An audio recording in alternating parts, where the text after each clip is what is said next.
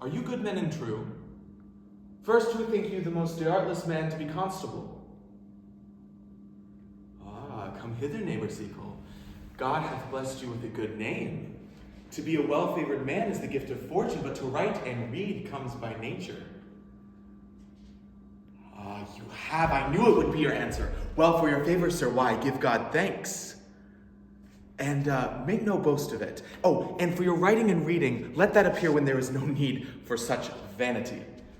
You are thought here to be the most senseless and fit man for the constable of the watch. Therefore, bear you the lantern.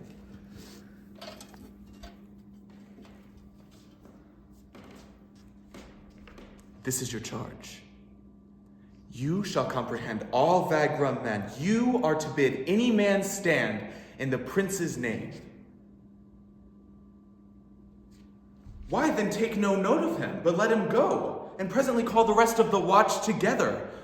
And thank God you are rid of a knave. If you meet a thief, you may suspect him by virtue of your office to be no true man. And for such kind of men, the less you meddle or make with them, why the more is for your honesty. Oh, truly, by your office you may, but I think that they who touch pitch will be defiled. The most peaceable way for you, if you do decide to take a thief, is to make him show himself what he is and steal away from your company. Oh, truly, I would not hang a dog by my will, much more a man who hath any honesty in him. This is the end of the charge. You, constable, are to present the prince's own person, and if you meet him in the night, you may stay him. 5 shillings to the one-it. With any man that knows the statutes, he may stay him. Oh, marry, not without the prince be willing, for indeed the watch ought to offend no man, and it is an offense to stay a man against his will. Well, masters, good night. And there be any matter of the weight of chances, call up me. Keep your fellows' counsels and your own, I beseech you. Come, neighbor. Oh! One word more, honest neighbors. I pray you, keep watch about Signor Leonardo's door, for the wedding being there tomorrow, there is great coil. Adieu, and be vigilant, I beseech you. Marry, sir, I would have some confidence that discerns you nearly. Goodman Vargas, sir, speaks a little off the matter. An old man, sir, and his wits are not so blunt as God help I would desire they were, but in faith honest as the skin between his brows. Oh, it pleases your worship to say so, but we are the poor duke's officers. But truly, for mine own part, if I were as tedious as a king, I could find in my heart to just bestow it all of your worship. Yea, and 'twere 1,000 pound more than 'tis, for I hear as good exclamation on your worship as any man in the city, and though I be but a poor man, I am glad to hear it. A good man, sir, he will be talking, as they say when the age is in and the wit is out. Oh, God help us, it is a world to see. Well said in faith, neighbor Vargas. Well, God's a good man, and 2 men ride a horse, 1 must ride behind. An honest soul, I faith, sir, by my troth he is, as ever broke bread.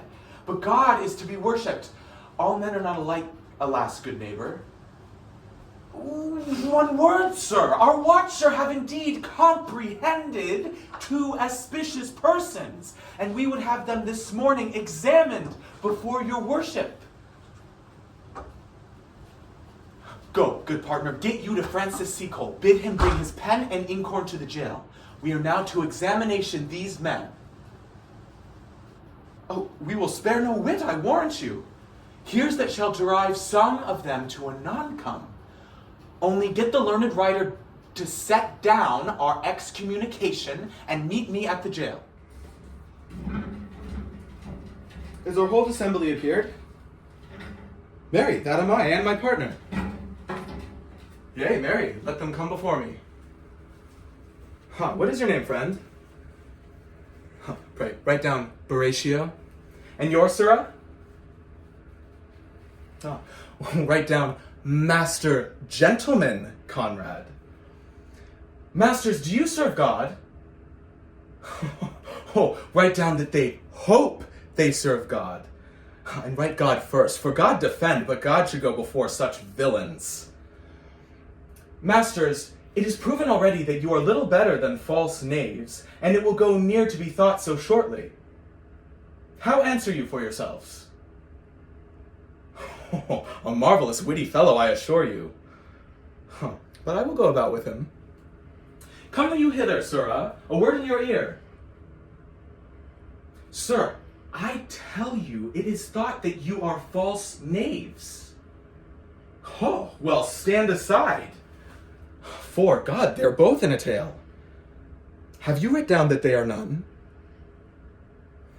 Marry, that is the eftest way. Let the watch come forth. Masters, I charge you in the prince's name, accuse these men. Oh, write down Prince John a villain.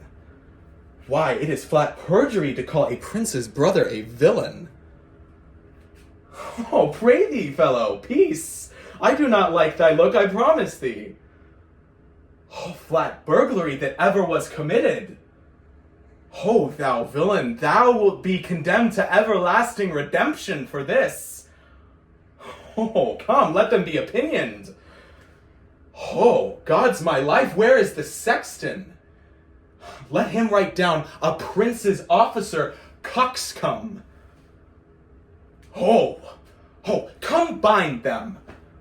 Oh, thou naughty varlet, dost thou not suspect my place? Dost thou not suspect my years? Oh, that he were here to write me down an ass. But masters, remember that I am an ass, though it be not written down. Yet forget not that I am an ass. Oh, no, thou villain, thou art full of piety, as shall be proved upon thee by good witness. I am a wise fellow, which is more, and an officer, which is more, and a householder, which is more, and as pretty a piece of flesh as any in Messina. And one that knows the law, go to, and a rich fellow enough, go to, and one a fellow that hath had many losses, and one that hath 2 gowns, and everything handsome about him. Bring him away. Oh, that I'd been writ down an ass. Come you, sir. If justice cannot tame you, she shall ne'er weigh more reasons in her balance.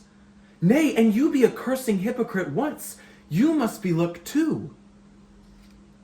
Marry, sir, they have committed false report. Moreover, they have spoken untruths. Secondarily, they are slanderers. Sixth and lastly, they have belied a lady. Thirdly, they have verified unjust things. And to conclude, they are lying knaves. Moreover, sir, which is indeed not under white and black, this plaintiff here, the offender, did call me an ass. I beseech you, let it be remembered in his punishment. And also, the watch heard them talk of one deformed. They say he wears a key in his ear and a lock hanging by it, and borrows money in God's name, the which he hath used so long and never paid, that now men grow hard-hearted, and will lend nothing for God's sake. Pray you, examine him upon that point.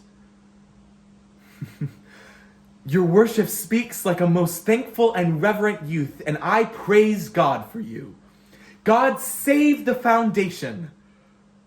I leave an errant knave with your worship, which I beseech your worship to correct yourself, for the example of others. God keep your worship. I wish your worship well. God restore you to health. I humbly give you leave to depart, and if a merry meeting may be wished, God prohibit it. Come, neighbor.